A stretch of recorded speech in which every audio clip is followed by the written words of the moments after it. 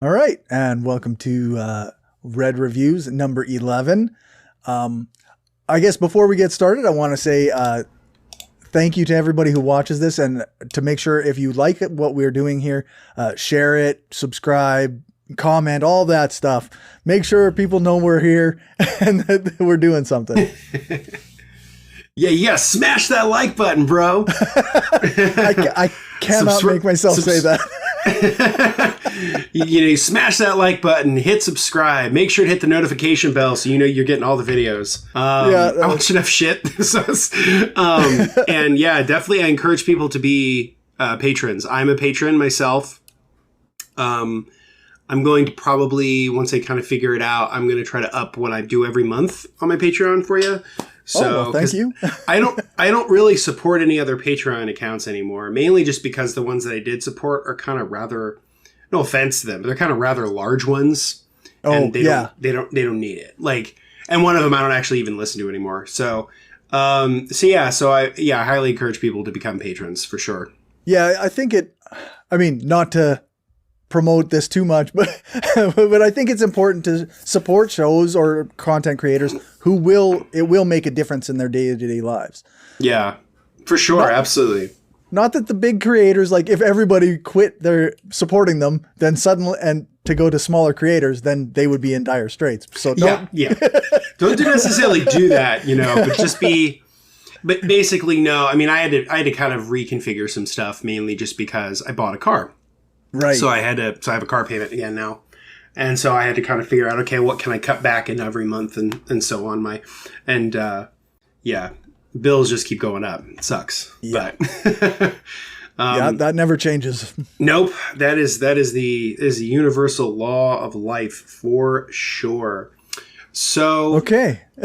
So yeah, for sure. So this is the perfect show to talk about it. So tonight's book is called The Origin of Capitalism, A Longer View. Cool. By Ellen Meiksins Wood. It was published about 20 years ago. It was originally a series of monthly review articles. So for those who don't know, Monthly Review is a very sort of celebrated, long-running socialist periodical. I think it has ties to the New Left movement in the 1960s. So she wrote a series of articles in Monthly Review, and then they were turned into a book. The newest edition was published in 2017. Okay. She was a professor of political economy or political history at, York University, political science at York University in Toronto. Okay. So she's a fellow Canadian. Nice. And she passed away in 2016 at the age of 73. Her book is a very short but very important book in sort of the history of modern left scholarship, in that it is one of the books that is kind of revolutionizing the sort of scholarly field, or sort of left a big effect on the scholarly field of the sort of transitional studies. So, how did capitalism become capitalism, right? So this is sort of a perennial question that scholars for decades, if not centuries, have sort of tried to figure out. How did capitalism become capitalism? And so this is her view of it, based on not only her own research, but on the research of others, particularly a guy named Robert Brenner. Okay. And her book fits broadly into what's called the Brenner debate. So to kind of get us started, so the book starts with the traditional notion of how we think of the origin of capitalism, right?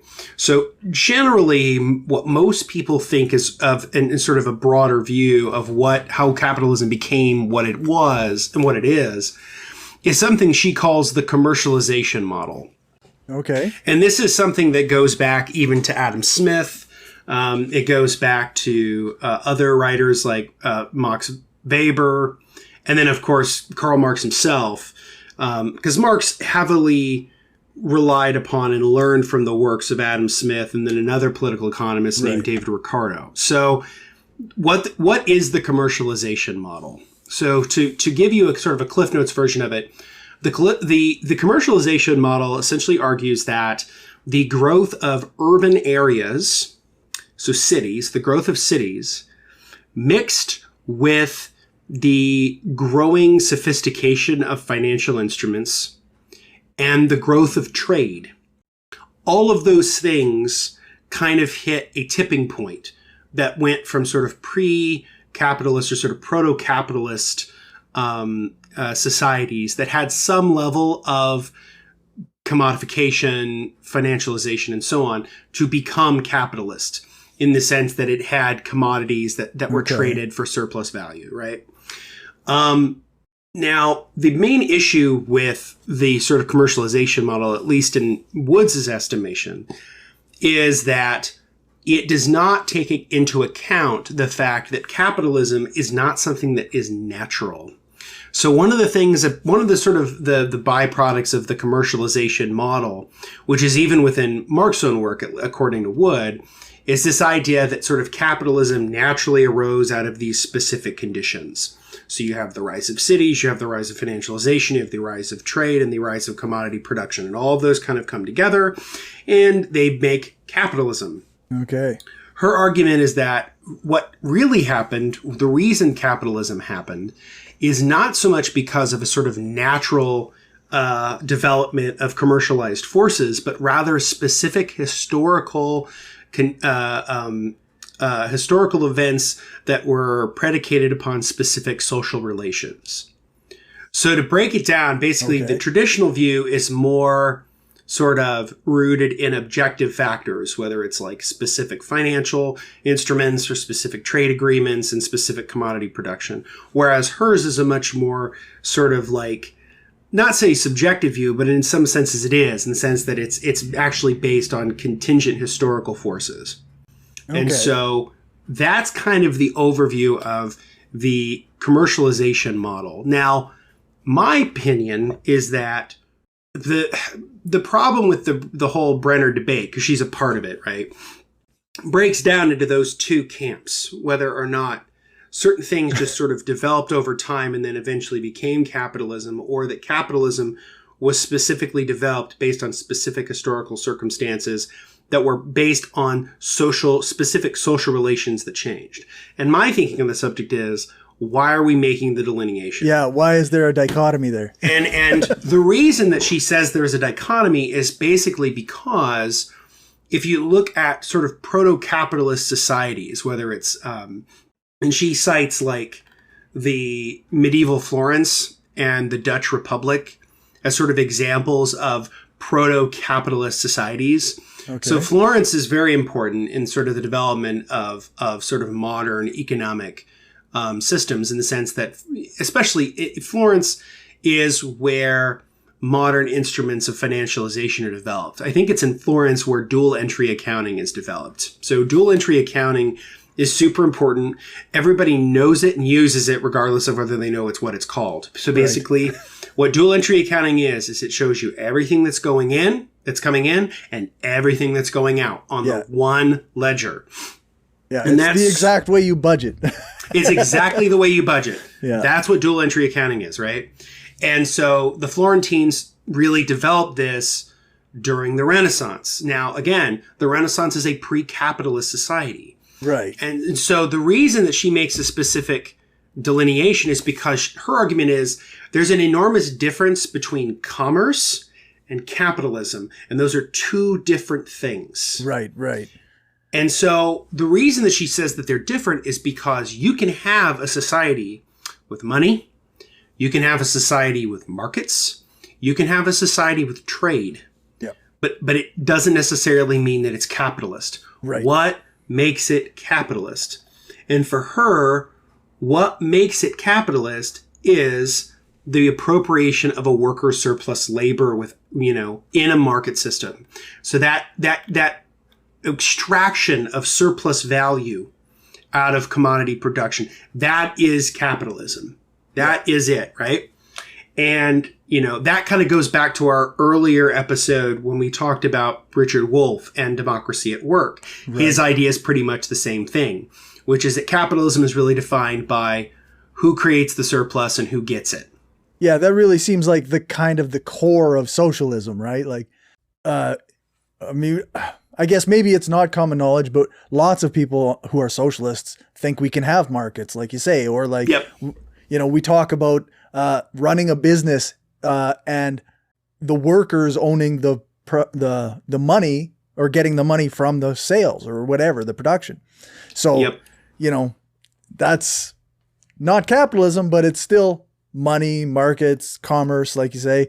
So exactly right. And so some would argue that sort of the PRC today, the People's Republic of China, is a market socialist system where there's an incredible amount of like private enterprise and markets and price mechanisms and wage labor and commodification. But there's also an incredible amount of economic planning and central authority and state-owned enterprise. And that hybrid together, right? So in China, they sort of just refer to that as market socialism. At least the CPC does, the Communist Party. In Europe, you might call that the sort of the Sweden model, where it's this kind of hybrid form where you do have some state enterprise, but you still have markets, right? Yeah. So that's her whole point. And her whole argument is that if you look at medieval Florence, not medieval Florence, but like Renaissance Florence, or you look at the early Dutch Republic, right? Because the early Dutch Republic is set up as one of the sort of big progenitors of modern capitalism.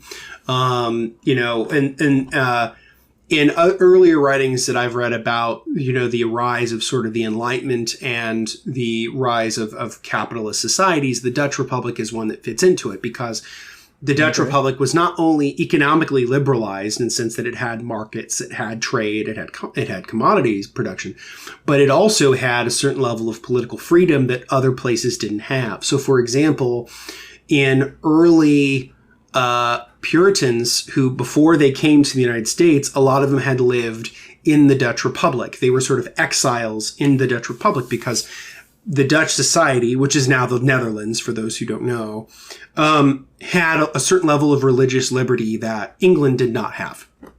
And so to get back on it, so basically her argument is if you look at those societies, they have all these things that we think of as being sort of capitalist, right?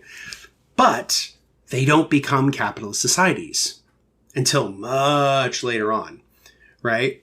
But England does. Right. So you have all of these countries that have all of the sort of hallmarks of different components that we would think of as being capitalism, but they don't become capitalist, like early 19th century France after the revolution, not a capitalist revolution. It was a bourgeois one, but it was not a capitalist revolution in that sense. And so with that in mind, how did capitalism come? Right. How did it come to be? And so this is where you get into her major thesis, which is still controversial, and there's still heated debates about this to this day. And, we can certainly hash out whether we think it's right or not. But it's based on the work of Robert Brenner. Robert Brenner was, I think, a political economist. He wrote an incredibly influential article called Agrarian Class Structure and Economic Development in Pre-Industrial Europe. Her argument rests on his work. Okay. And sort of she takes what he's done and goes further. And so what is the major thesis of Wood and Bremer? Okay.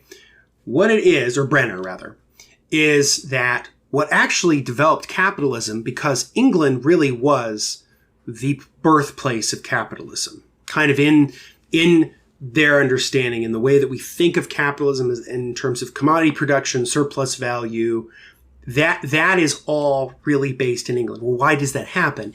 It happens because of specific social relations which are developed through the agricultural sector of the society. And so this ties into Enlightenment philosophy, specifically John Locke. And so and other philosophers of the time, people like Thomas More, who wrote Utopia, or people like Sir John Davies or William Petty. Mm-hmm. And the central argument is that when you have land held in common, it is not being utilized to its full potential. And so the best way to utilize is to privatize it. And so it's the development of the destruction of the commons. Right. What is called primitive accumulation by Marx. or as David Harvey would call it, accumulation by dispossession. So basically what it is it's that specific philosophers make the argument that we need to privatize the land for agricultural purposes. When this happens, you have some farmers who get to own their land and then sell their commodities off in a marketplace. They're sort of petty bourgeois, right? Self-proprietors. Right. But then you also have farmers who used to be a part of the sort of common system under either feudalism, who don't make enough money to own their own land. So they have to work for a wage. And so this develops decades before people are working specifically in factories making commodities. Right. The original commodity itself was agriculture. Of course. And this is the big, I think, philosophical difference between Wood and a lot of the traditional reads of it, is a lot of people think that the development of capitalism was a specifically urban phenomenon. And her argument and Brenner's argument flips it on its head and says, actually, no, capitalism developed specifically because of agriculture and the way that agriculture was completely reorganized at the beginning of the 18th century and into the 19th. So I think that's a fairly compelling thesis. I think the big issue with it is that, it's kind of an either or thing. It's like, right. why are we making these kind of distinctions? Because, go ahead. I think that makes perfect sense. Once you have private property, that's when you start having capitalism, right? Yep. But then there's no reason to say that the development of capitalism as a system stopped there. And, and that obviously it continued into the Industrial Revolution and all of this other stuff. Yeah. And and the thing is that as the populations grew, you had to find ways to have them have work, because before you had the common land system, in feudalism, it would kind of work like this. So let's say you worked on land, it was held in common. You would make enough, you would produce enough that the feudal lord would want. You would give that off to the authorities, and then whatever else you made, you got to keep. So there wasn't, you were not in the sort of position of owner and worker. You were much more in the position of serf and lord, right? Again, it's still a power imbalance, but it's set up completely different, because the lord and serf dynamic is almost completely divorced from our modern notions of political economy. There's not prices, there's not the kind of mechanisms that we would think of, right? The notion of surplus value doesn't really exist. But once you get into the modern era and the sort of the commodification of agriculture, that's really when everything starts to change. And so that's kind of the central argument that she makes within the book. And one of the things that I found particularly interesting in the book is that one of the common notions that we often read is that the rise of the Enlightenment, this era of, questioning authority and, studying things scientifically and using reason, we associate that with the growth of capitalism. Those two things go hand in hand. And that's how I've always read them. There's a lot of great books on the Enlightenment, whether it's, Ray Porter's book, I forget exactly what it's called. It's a great book, though. Ray Porter's book. I think it's on the back of my shelf. What's it called? Yeah. The Creation of the Modern World. Okay. Or Peter Gay's 2-volume History of the Enlightenment. And then obviously more sort of mainstream people like Steven Pinker makes this argument. Or all of the sort of modern atheists in mainstream discourse make this argument that capitalism and enlightenment go hand in hand. Yeah. And that the one needed the other. And to be anti-capitalist is to throw away all of the advancements of the Enlightenment. Exactly, right? Wood challenges this notion directly and says that if you really look at the areas in which the Enlightenment flourished, specifically 18th century France, it didn't go capitalist. Right. It just didn't, right? So when you think of the French Revolution, 1789, as I mentioned earlier, that was a bourgeois revolution in the sense that you had, sort of an elite class who was a sort of mercantile class who did make their money by trading and selling things. But they weren't necessarily capitalists in the sense that they owned the means of production and then extracted surplus value. They made their money, but the phrase she uses a lot, by, buying cheap and selling dear, basically selling at a profit, And Wood basically makes the distinction that, like, if you buy things and you sell them for the profit as a merchant, that doesn't necessarily make you a capitalist in the sense that because you don't own the means of production and you're not extracting surplus value. You're not buying labor and then extracting the value that it creates. You're buying products and then selling them. Exactly, right? And so if you look at France at the Russian and the French Revolution, it's not a capitalist revolution. If you look at the United States, the only revolution of that era which you could make an argument is a capitalist one is the United States. It's kind of really the only one in the sense that the United States did, but even then, right? So it's 1776. It's 12 years or 13 years before the French Revolution. You could again make the argument that the American Revolution was also a bourgeois revolution and not a capitalist one. Right. And so, because again, most people in 1776 did not have capital. They didn't own the means of production and they weren't developing a surplus value. They were not extracting surplus value from workers. Right. Most people were either farmers, independent farmers who owned their land and made their own goods and then sold their goods, or they were merchants, or they were tied to the sort of educated elite, whether they were sort of, or they were involved in the slave trade, right? Right. So yeah, I could see an argument saying like that the slave trade was an example of early capitalism because of the extraction of labor and, extraction. And I think this is where there are holes in her argument because I do think that's right. And I think the other issue too is that the problem I think with her thesis is that her whole thing is that capitalism is this very specific thing. And that I'm going to review history to see where it matches this very specific definition that I've made. Yeah. So maybe to use it. Yeah, go ahead. I was just thinking maybe the methodology she's using is maybe a little bit, problematic. Yes. Because even if something is not explicitly capitalist, right? But it has a lot of the hallmarks of capitalism, whether it's merchants, trade, commodities, prices, money, wages, all of those things are kind of important and they do kind of exist, right? Yeah.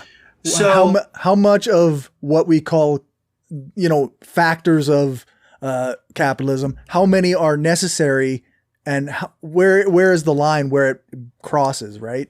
Yeah. And I think for me, I look at it very much like evolution, right? So, we didn't go from, Homo erectus to boom, we were just Homo sapiens. That just didn't happen. It was a gradual transitional species. There were transitions to that, right? And each little change changed things over time. This is the Hegelian point we've talked about before, the change of quantity into quality, where a certain quantity changes enough over time that it qualitatively changes something. And that's, I think, how capitalism is too. And so my argument and what I would say is that, I don't think Wood is necessarily wrong, but I think it negates the fact that capitalism also developed as a result of specific property relations that weren't explicit to agriculture, but they started with agriculture, and that's kind of what her argument hinges on. Okay. And the other thing I think it's interesting is, but basically her whole thing is that this popular notion that the Enlightenment brought capitalism is not necessarily true. They just sort of kind of happened at the same time, and so people kind of put the two together.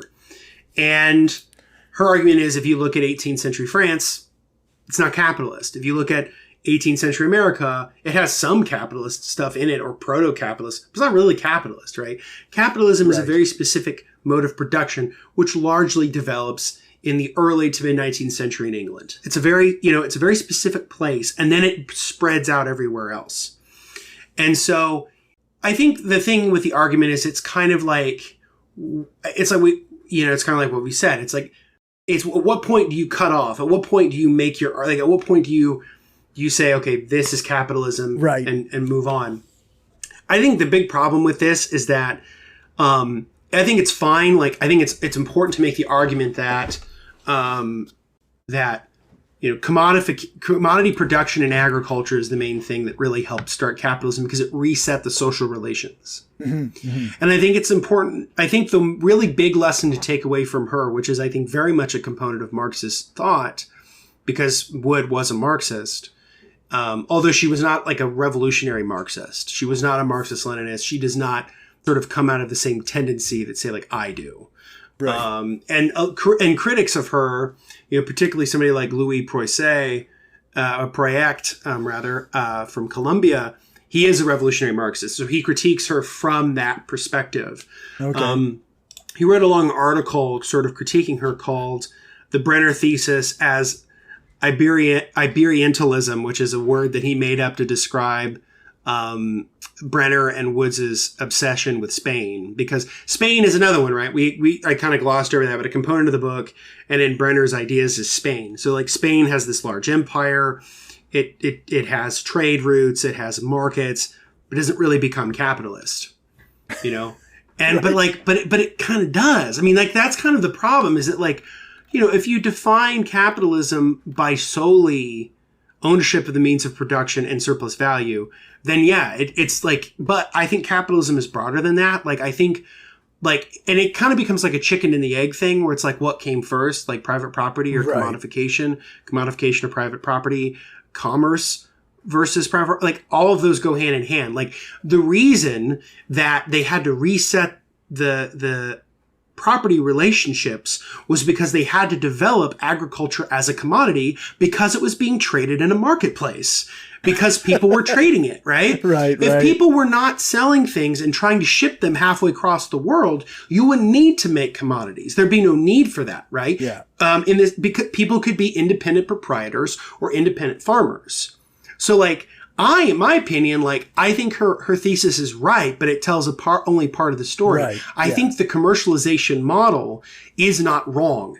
She thinks it's wrong, and I don't. Like, I think that, like, the development of trade and money and financialization, all those are important, because they're the mechanisms by which capitalism develops. And contrary to the way she reads it, is that these things were also very socially developed. Like, they're not natural, I think. And that's a good criticism that she makes, which is that people see the development of capitalism as being this kind of natural thing, when actually it's really built on historically contingent social relations. Right. That's true. Like, it's always people in power who need to be pushing it forward in order to, benefit themselves in some way. Exactly, right? So how do you make accounting easier? You develop a specific version of it called dual entry accounting. That's not something that came out of nature. That's something that somebody developed over time based on historically contingent social relations. So like, that's kind of the issue, is that, like, you could apply the sort of like historical lens that she comes up with and Brenner comes up with. You could apply it to the other things that they don't think are as important. Right. Like, trade routes are not natural. They come up out of specific social relations. So like, the biggest issue I have is that, like, it's the sort of, if you're doing improv with your friends, like, it's instead of an either or, it's a yes and. Yeah. In a sense that, like, yes, you're right about agriculture. Yes, you're right about these specific property relationships developed based on very historically contingent events. But all these other things are like that too. And so, we have a comment. It says, hey, sorry. Oh, we do. Just curious who you're talking about. I forgot we were on Twitch. Yeah. So we're talking, I can't remember the name of the author again. We're talking about Ellen the book, The Origins. The Origin of Capitalism, A Longer View by Ellen Meiksins Wood. Yeah. Is the book. And so Louis Proyect, who's a sort of revolutionary Marxist who critiqued her work and Brenner's work, makes the argument that, from the standpoint of class relations, and he's talking about, like,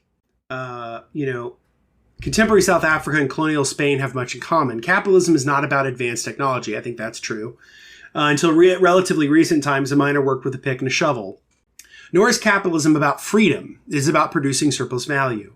If a workforce is not available to work for a wage, then the capitalist state will pass laws ensuring that various forms of unfree labor keep the system going, which reaffirms the point you just made about slavery. So, in many ways, the United States actually was a lot more capitalist than, say, 18th century France, specifically because they were extracting surplus value out of slaves in a way that maybe France wasn't, right? It is our job as Marxists to develop a class analysis that can maximize the power of the laboring classes politically. Quibbling over whether the worker is really a worker or not, based on the peculiarities of a given country's history, not only constitutes a form of pedantic quibbling, it is a detour from our tasks as revolutionaries. And I think this is a really important point, that and this goes to the broader limitations of sort of New Left thought. Right. New Left thought largely rejects a lot of the revolutionary Marxism of the 20th century. It rejects, it rejects Lenin, it rejects Mao, it rejects the sort of the need for a revolutionary break. And instead, it argues this sort of new ground in which we can sort of work in, wherein we don't challenge capitalism, we make our peace with it.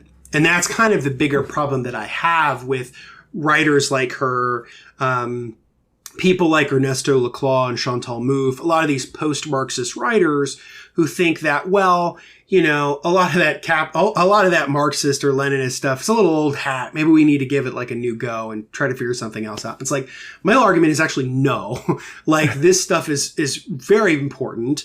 And if you want to look at revolutions that have been successful all around the world, which model do they use? They use the Leninist one. And so, like, some are different, right? Because we've talked before about like Rahava and whatever. But generally, like, if you look at large scale revolutions, the Russian Revolution, Chinese Revolution, the Cuban Revolution, Vietnam, North Korea, they all use broadly the Marxist-Leninist model. Right. And so my problem with this book is generally that it's like, it is this kind of like pissing contest and trying to figure out, like, where did it really begin? It's like, well, it's a bunch of all of these things going all at once, and they all sort of develop by specific choices based on specific social relations, but it's not either or, it's all of the above. Yeah, like I seem to be getting the impression that it is an important part of the whole picture if we're trying to get a big, actual full picture of everything, but it is incomplete on its own. I agree. I think that it's in general, like, it's important to understand some of these historically relevant pieces, but ultimately, will this help people get better wages? Right. Will this help people really break with capitalism? And my answer is no. I mean, it ultimately... Unlikely. Because here's the thing. I go back to what Big Bill Haywood said once. And I don't want to sound anti-intellectual here. That's not my intent. My intent is really to just show the limitations of sort of modern, non-revolutionary Marxist thought. And sort of show that, in my opinion, like, that revolutionary Marxists are more right. This is something we're going to get into next time when we discuss David Harvey's book, A Brief History of Neoliberalism, because, again, he's also a non-revolutionary Marxist, and we're going to critique some of his work as well. Okay. I didn't mean for this to be the theme of the next couple episodes. It just sort of happened. Based on what I was reading, but interestingly enough, the episode of the interview portion of this episode that is coming out in a couple days is with Democratic Socialists of Canada. So they're kind of the non-revolutionary type leftists. So it's an interesting interview, and but also you can see where the break in opinion is, right? For sure. I mean, because you and I come from different tendencies, but we agree on the necessity of revolution. I mean, I think this is, I think this is the larger point that we both agree on. Now, how exactly that's going to take form, we don't necessarily know. Right. But we believe genuinely in a break, because, capitalism, as we figured out, is if you don't make a clean break with it, it's just going to constantly reform and become its own thing. And it's like a blob. It moves and it shapes based on wherever it needs to be. It doesn't have the kind of like hard rules that other systems do. So, I think that in general, I think this is a good book. I think people should read it. I think it's very interesting. I do think the fact that it puts an emphasis on agriculture, which is very important. A lot of traditional readings of The Rise of Capitalism don't talk about agriculture. So I think that's actually really important, that like, what is one of the really important components of the development of capitalism? It is private property. And why were why did private property develop? It developed because people needed to privatize land, because they were not extracting a surplus value out of the land under the sort of common system or under the feudal system. So that's super important. But there's other components to it as well. And that's kind of where I'm at. It's a good book. I think that it's contentious. I think that it's not settled in the sense that like, this is the be all end all, Right. That's why it's always tricky when you name your book like the something, Yeah, that's right. you really got to have it down pat. Books on historical figures. What? Well, you really got to have it pretty solid if you're going to call it the thing, right? The thing. Yes, exactly. Right. And the issue with this is that, instead of calling it a longer view, she really should have called her book The Origin of Capitalism, a Contrary View. Because like, that's really what the book is. It's here's the traditional model we think of. Here's my view of it, which is contrary to this. And that's really it. I mean, I think that's the more specific and more accurate title. But it's a good book. I mean, I enjoyed reading it. It's very clear and well written. It's short. It's like 200 pages. But it does read kind of like a PhD monograph. It's very, very dense. It's short, but it's dense. Right. And I highly encourage people to check it out and to, read follow-up material on it. And sort of read about the controversies around the sort of what's broadly called the Brenner debate. Because this is a book that's sort of the seminal book on one side of that debate. And, and so, I encourage people to check it out. Regardless, I think to take away for us as sort of revolutionary socialists is it's very important that we learn our history, we learn theory, and that's why I do this show with you. But at the same time, it's also important to acknowledge that like there's a point in which you need to start developing real actions and do things. And the sort of quibbling is fine, but acknowledge that it's an academic exercise. Right. And don't get too hopped up on it, because ultimately it's just going to lead you down a sort of like self-ingratiating, lane where you're just going to feel good about yourself. Basically, I wanted to kind of end this with one of my favorite quotes, which is from Big Bill Haywood, one of the founders of the Industrial Workers of the World, the IWW. And he said that, he once said that, I've never read Marx's Capital, but I've got the marks of capital all over me. And so I know a lot about it. It's like, yeah, that's true. You learn also by experience. And I think that's important to note too. Yeah. But yeah, it's a good book. I would give it 4 stars out of 5, Sure. 3.5, 4 out of 5. But I think it's not the end of the argument. I think it's one component of the argument. Yeah. At the risk of going a little longer, we've got a comment. I think non-sequently. I'm not sure about the name. I might have said it wrong. I think something that has caught me up about the idea of revolution is that thinking of the majority of the U.S., many folks aren't really prepared for revolution. They're really dependent on the existing capitalist structure. And I think that's accurate. I think that's a fair statement. People, we're all very dependent on it. Yep. I am a pro revolution person, or a pro, breaking the system to get I don't know how that's going to work, but I'm also very worried about how my family is going to survive when or if this happens. So, there's a balance there. I guess we all have to acknowledge that. Mm-hmm. But okay. Yeah. Excuse me. Yeah. And I agree with you. I mean, it's like as Mao said, revolution is not a birthday party. Right. It is truly a overthrow of a system to create another using violent means. I mean, because the thing is that My argument would be the way that you build for revolution is by developing institutions that are explicitly organized and strategically developed for revolution. So, for example, like I'm affiliated with the Party for Socialism and Liberation, the PSL. We are an explicitly Marxist-Leninist party. We are revolutionary Marxists, right? We believe that the working class needs to be as disciplined and as professional and as strategic as the ruling class, because that's how they've gotten where they are, right?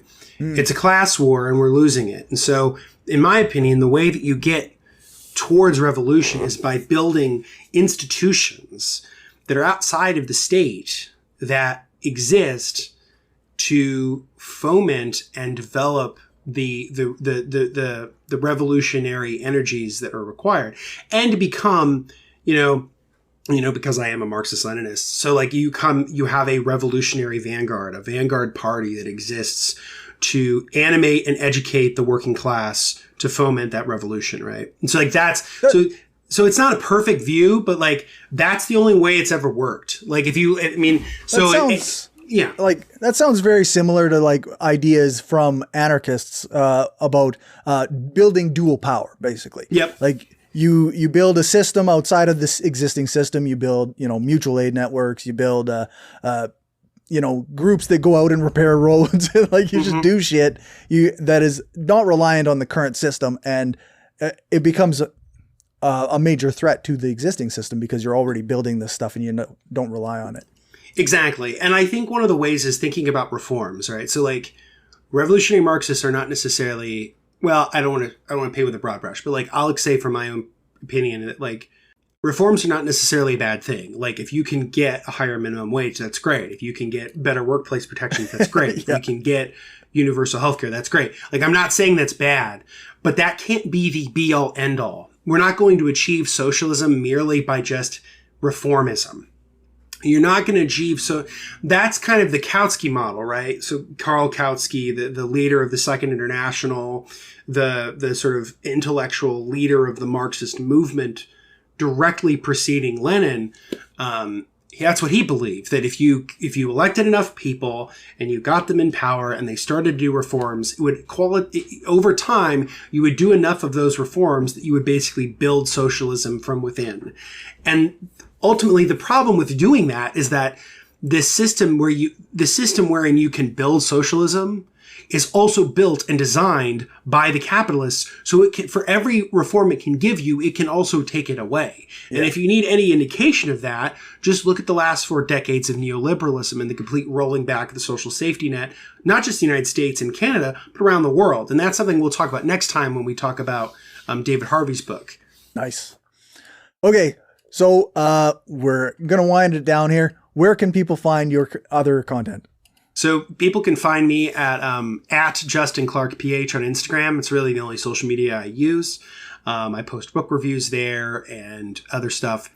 And then you can also find me at justinclark.org. That's my website that has a lot of my writing on it. And also some of my professional work. And then I'll do a quick pitch for PSL. If you're interested in learning more about the Party for Socialism and Liberation, I highly encourage people to check out their website, pslweb.org. Perfect. Well, thank you, Justin, and thank you to the 2 people that That's awesome. Watched us this whole time. That's awesome. It's the ones and twos. It's as Lenin, said, it's better, fewer, but better. There you go. So it's always good. Awesome. All right. Have a good one. Thank you. You too, man.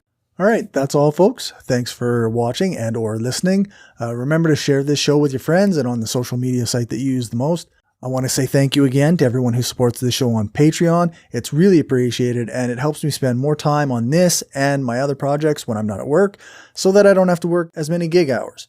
If you want to contribute, you can do that at patreon.com/skepticalleftist, or you can buy me a coffee at buymeacoffee.com/skepticallefty. If you can't contribute financially, then a 5-star rating and a review on your podcast app of choice or one of the podcast review sites like Podchaser would be great. If you want to find more from me, then you can check out the show notes or check my Linktree. That's linktr.ee/skepticalcory. You can find all my social media stuff there, as well as links to my other shows, which include Skeptarchy, which is a panel show I do with some very smart people. From Many People's Strength, which is a show about Saskatchewan politics, and a new project I'm involved in that's called the Atheist, Humanist, Leftist, Revolutionaries with my friend Damien Marie at Hope. My Twitter is @SkepticalLefty, and my Facebook page is the Mind of a Skeptical Leftist. Or you can send me a friend request, which is facebook.com/cjbrainstorm. I accept most friend requests. You can also email me at mindofaskepticalleftist@gmail.com. And if you want to be a guest on the show or know someone I should reach out to, then feel free to let me know. You can book interviews in my available time slots on my Calendly, which you can find on my Linktree. Thanks so much for listening, and let's just all try to be kind to other leftists and to all people, and even if we think they're wrong. The battle that we are fighting is an uphill one and has many obstacles, and we will need all the comrades we can get.